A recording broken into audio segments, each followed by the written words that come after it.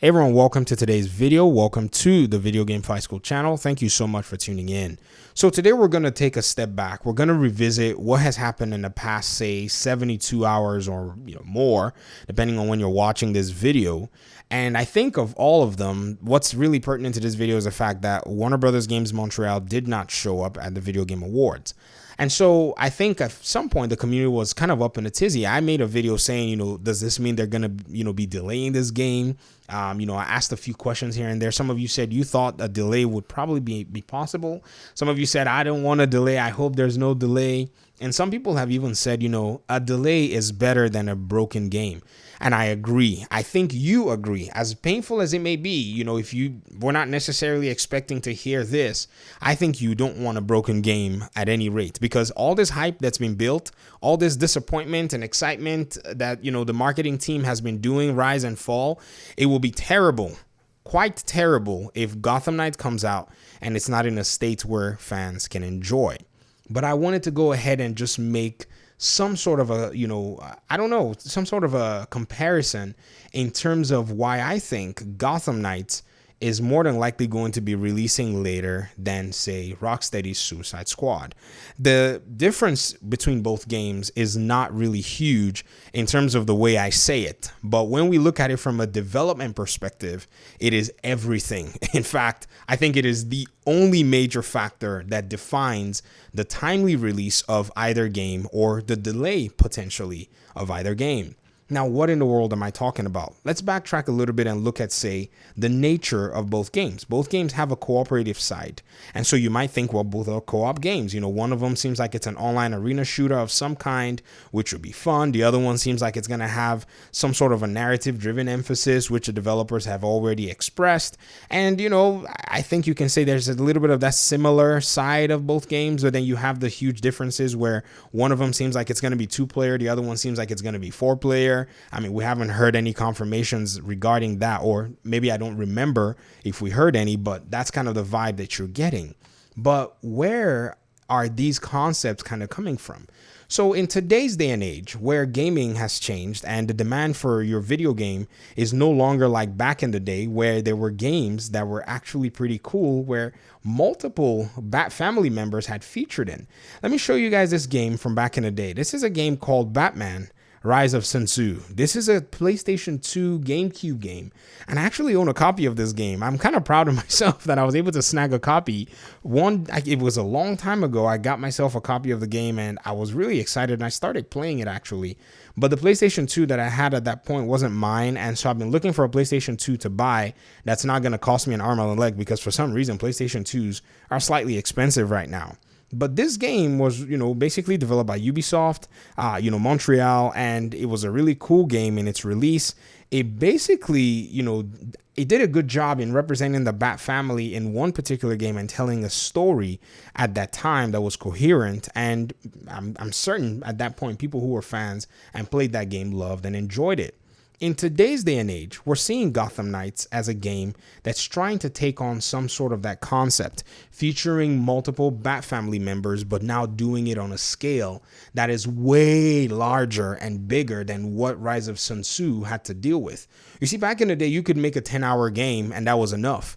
Today, the standard is somewhere around 20 hours for AAA games, except your name is, Insomniac, and you can pretty much do what you want, and you can make a 6-hour game and everyone's going to say, yeah, it's a wonderful game. But already, to be fair to Insomniac, they'd already dropped a 25, 30, 40-hour game previously, and we're trying to tell another story. So I have to be fair in my evaluation of that. But in terms of Gotham Knights, you're looking at something where these 4 characters are all going to be getting their own, unique combat style, their own unique personalities, because DC, in the way they've been developed, they're very unique and deep characters if you actually write them well. So if this is what the developers are aiming for from a story perspective, gameplay, planning, development, all of these are already complex. Now, look at Suicide Squad. Yes, there is that complexity as well. I'm not saying it's not there, but I think Gotham Knights just has a lot more weight on it because these are stories of characters that have been told for a very long time. In terms of Suicide Squad, I'm not saying that their story has not been told for a long time. It's just that we have not necessarily seen them like this in regard to a video game. So I think Rocksteady took a very fresh approach where they can do what they want. They can mold and bend and have a lot of freedom with, whereas here with the Gotham Knights, there isn't too much freedom. You got to stick with some level of source material, and some level of the established fandom has to be met. This is only story that I'm just talking about its complexities. Now let's look at the development side. You see, Gotham Knights is also a game that was promised for the last generation. Now this is where things get really complicated. Suicide Squad is going to be current gen. Everybody right now knows that current gen is where it's at. Look at the Matrix Awakens tech demo. Now, some people said, well, it didn't seem really impressive, but I disagree. You have not played anything like that on your Xbox One or Xbox One S or whatever it is. I mean, until the Xbox Series X, we didn't know what limits consoles could really push or developers could push until we saw that demo, and it was like, oh my goodness, the limits are now starting to reach almost the reality side. So in terms of delivering this particular game, I think Rocksteady is blessed with only having to worry about 3 platforms: Xbox Series X, maybe throw S in there, PlayStation 5, and the PC. So this makes their work easy. They just have to optimize for powerful machines, and then for PCs that may or may not necessarily meet, all of the requirements or may have different hardware specifications. In the rate of Gotham Knights, I think we've just basically tripled if you were to count it all out, their workload. Because with this game, you're going to look at the PlayStation 4, base PlayStation 4. You're going to look at the PlayStation 4 Pro, which there are millions and millions of units of those games still in existence, still in people's living rooms or in bedrooms or in game rooms, whatever it is, in their homes or wherever they play their video games. You still have millions of these console units all over the place. Then you have to look at the plethora of Xbox One consoles. And you guys understand and know that Xbox basically refreshed their consoles all over the place. You have the Scorpio edition and all this stuff, and they have to optimize for all of these different parameters. This is where the complexity starts to make a lot of sense. Not only are you going to optimize for this level, you then have to optimize for your next gen level and then or current gen, depending on what it is that you're talking about, and make sure that that's something that stands out from the past gen. And then you also have to add PC. And God help them if they decide they're going to go with Google Stadia or even Amazon's streaming service as well. So now the workload has just basically multiplied for them.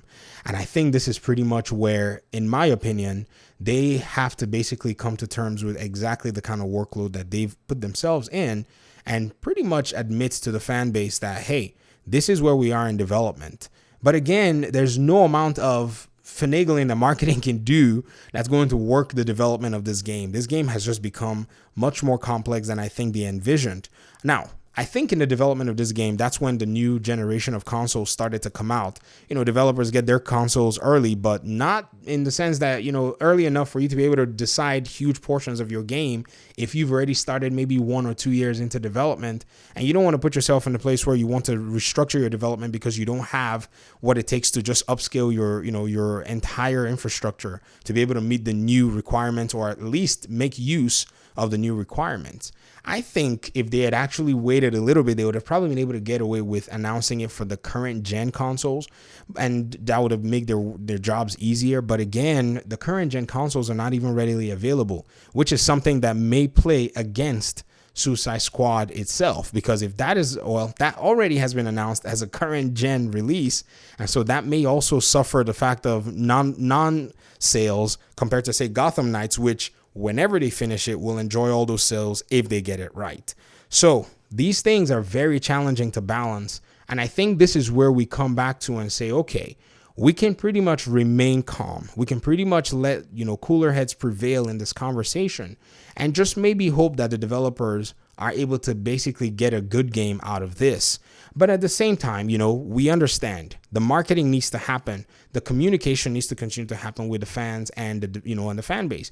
Because if you continue to let the fan base know exactly where you are, I think you'll get the support that you need. If they will only come out and tell us, yo, we need time for this game, there are many people who would say, as much as we don't like it, we want to see this game come out in a good condition. And I think they're going to get the support that they need. I think the silence is what's irking the community more than anything else. But I'll stop this video here. I'd love to hear your thoughts in the comment section. What do you think about this entire Gotham Knights saga compared to the Suicide Squad game? Do you think that Warner Brothers Games Montreal has just bitten off almost more than they can chew, and right now they're trying to finish up? Or do you think that it's a matter of, them just making sure that they're much more transparent with their community in order for them to be able to gain the support that they desperately need? Talk to me in the comment section. Hopefully we'll talk in another video. Peace out.